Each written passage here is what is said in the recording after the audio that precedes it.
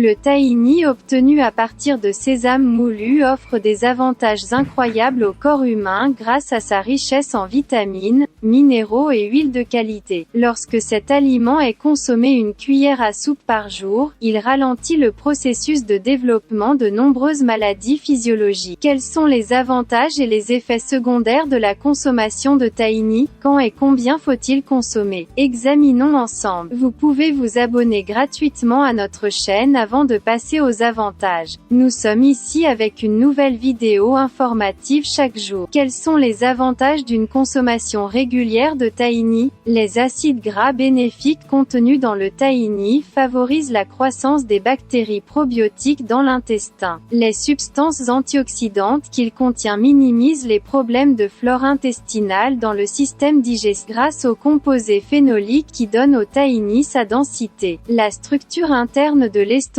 est protégée et il montre des effets positifs contre les problèmes d'acide gastrique tels que la gastrite en équilibrant la quantité d'acide dans le système digestif. Dans le même temps, le tahini est une source d'acides gras insaturés de la plus haute qualité par rapport aux huiles végétales produites aujourd'hui. Cela aide à réduire les niveaux de cholestérol LDL dans le corps. En particulier, les acides gras tels que les oméga 3 et oméga 6 coopèrent avec les antioxydants et réduisent le risque de maladies cardiovasculaires. Il empêche également la formation de plaques dans les vaisseaux, ce qui facilite la poursuite du flux sanguin à des niveaux normaux. Le potassium qu'il contient contrôle l'équilibre hydrique du corps. Une cuillère à soupe de tahini contre les maladies. Le tahini contient des nutriments importants tels que le fer, le cuivre et le zinc. Ces composés stimulent non seulement la production de cellules antioxydantes, mais recherchent également les radicaux libres dans le corps et les neutralisent avant qu'ils ne puissent endommager les cellules saines. De plus, le tahini assume des responsabilités très importantes pour minimiser les problèmes respiratoires tels que les maux de gorge et la bronchite. D'autre part, le tahini est très riche en acides gras, qui ont des fonctions importantes telles que l'équilibrage de la quantité de sucre dans le sang et le contrôle de la façon dont il est utilisé par l'organisme. Chez les personnes présentant des fluctuations de la glycémie, les particules de sucre formées après les repas deviennent inutilisables en formant des liaisons inappropriées avec des substances protéiques dans le corps. Ce processus est appelé glycation dans le monde médical. Le tahini réduit le processus de formation de la glycation grâce aux acides gras de haute qualité qu'il contient. Il permet une absorption lente du sucre, en particulier dans les tissus intestinaux. Tahini pour une structure cérébrale plus saine. Les acides gras oméga 6 et oméga 3 sains. Le magnésium et le potassium contenus dans le tahini, qui guérissent les tissus nerveux du corps, augmentent les fonctions cérébrales et préviennent la formation de stress mental. Les dérivés de la vitamine B augmentent l'efficacité des cellules dans les tissus nerveux et assument des responsabilités importantes dans la formation de la myéline, qui assure la qualité des fonctions cérébrales. À la fois, divers minéraux tels que le cuivre, le calcium, le potassium et le magnésium aident à augmenter la densité osseuse et à prévenir l'ostéoporose. La teneur en fer et les acides gras de haute qualité qu'il contient protègent la santé osseuse du corps. Tahini pour une structure cutanée plus saine. Le sésame contient des niveaux élevés de zinc. Le zinc soutient la production de collagène, qui renouvelle la peau et la maintient en bonne santé. Le zinc, qui maintient la peau active et souple, combat les effets du vieillissement en réparant les tissus endommagés. De plus, les acides gras et les antioxydants de sa structure ont des propriétés régénératrices cellulaires. Ceci est très bénéfique pour la croissance, la réparation et l'hydratation des cheveux. Le tahini, qui augmente la qualité de la circulation, aide les follicules pileux à se nourrir de manière qualitative. Alors y a-t-il un mal dans le tahini? Combien et quand faut-il en consommer? Tout d'abord, le tahini a une teneur élevée en calories. Les composés puissants qu'il contient amènent le tahini au seuil calorique élevé. Alors que peut-il arriver au problème de poids s'il n'est pas consommé de manière contrôlée? De plus, le tahini, qui a une teneur intense en acides gras, peut provoquer une gêne au niveau de l'estomac et des intestins en occupant le système digestif plus que nécessaire lorsqu'il est consommé en trop grande quantité et en peu de temps. Alors, combien de tahini faut-il consommer? consommer. Les experts recommandent de consommer une cuillère à soupe de tahini 2 à 3 jours par semaine, en particulier pendant les périodes où le métabolisme ralentit. Le système immunitaire diminue et les transitions saisonnières se produisent. À la lumière de ces informations, vous pouvez ajouter du tahini à votre alimentation et bénéficier de ses bienfaits à long terme. Si vous aimez notre vidéo, n'oubliez pas de liker et de vous abonner à notre chaîne si vous n'êtes pas encore abonné. Portez-vous bien, informez-vous.